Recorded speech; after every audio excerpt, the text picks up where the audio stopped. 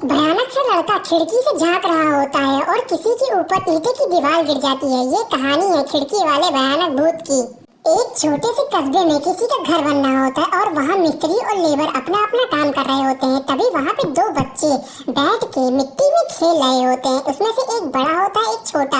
और तभी अचानक से वहाँ पे पीछे की तरफ से कोई आवाज आती है और वो आवाज दीवार गिरने की होती है। वो दीवार पूरी उस लड़के के ऊपर गिर जाती है और वो लड़का पूरी तरीके से घायल हो जाता है। उसके हाथ पैर से बहुत ज्यादा मात्रा में खून निकल रहा होता है। तभी उसके मम्मी पापा वहाँ पहुँच के रोने लगते हैं क्योंकि उनका लड़का घायल हो चुका होता है, लेकिन उनका लड़का बच नहीं पाता है। फिर उसके बाद उनके मम्मी पापा उसको एक बक्से में बंद कर देते हैं और किसी वजह से उसका क्रिमेशन नहीं कर पाते। फिर उसी दिन रात में उसके पापा कुछ काम से बाहर चले जाते हैं और घर पे केवल अकेले उसकी मम्मी और छोटा भाई बचता है। लेकिन पता नहीं अचानक से उसका छोटा भाई रोने लगता है बहुत तेज तेज से। उसकी मम्मी को कुछ समझ में नहीं आता है कि वो क्यों रो रहा है। तभी उसकी मम्मी उससे पूछती है क्यों रो रहे हो बेटा। तो वो बोलता है मम्मी वहाँ कोई खड़ा हुआ है। तो मम्मी कहती है वहाँ तो कोई नहीं दिख रहा है। फिर मम्मी वहाँ देखती है तब भी वहाँ कोई नहीं दिखता है। तो वो अपने बेटे को समझा बुझा कर सुला देती है। उसके बाद वो भी सो जाती है। लेकिन फिर थोड़ी देर बाद ही अचानक से वहाँ पे उन्हें कोई झांक रहा होता है। तो मम्मी को आहट मिलती है कि वहाँ कौन है।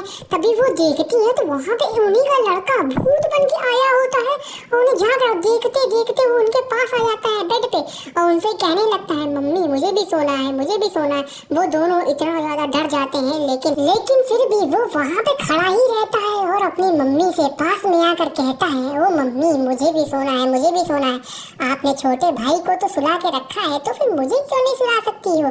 लेकिन उसकी मम्मी इतना ज्यादा डर चुकी होती है कि उनको कुछ समझ में नहीं आ रहा होता है। लेकिन वो लड़का मम्मी के इतना पास आ जाता है कि उसका भूतिया चेहरा देख के मम्मी डरी जाती है। उसके बाद अचानक से वो लड़का उनके ऊपर लेट जाता है आके। फिर उसके बाद वो सुबह हो जाती है और वो धूप निकल आती है। तो वो उठ के देखती है कि क्या हुआ लड़का तो गायब हो जाता है। उसके बाद वो अगले दिन जाती है किसी से मदद मांगने। तो वो सबसे पूछती है कि क्या करें। तो सब लोग बोलते हैं गाँव में एक जाना माना जादूगर है, उसको बुलाना पड़ेगा तो वही इस समस्या का आपका समाधान कर सकता है। तो फिर वो उस जादूगर के पास जाती है, बुला के लाती है। तो फिर वो जादूगर उनके घर आता है और जादू मंत्र पढ़ता है। पता नहीं कौन कौन से तंत्र मंत्र विद्या सब पढ़ता है और उसके बाद उनके मम्मी पापा से कहता है कि आप लोग डरना नहीं, बस आपको वो बक्सा जलाना है। तो फिर क्या था, उनकी मम्मी पापा वो बक्से को जलाने के लिए एक मसाल लेते हैं और उस बक्से में आग लगा देते हैं। उसके बाद फिर वो बक्सा बहुत तेज तेज से जलने लगता है और उसके बाद से उस लड़का किसी को परेशान करने नहीं आता है। ये कहानी खत्म, पैसा हजम।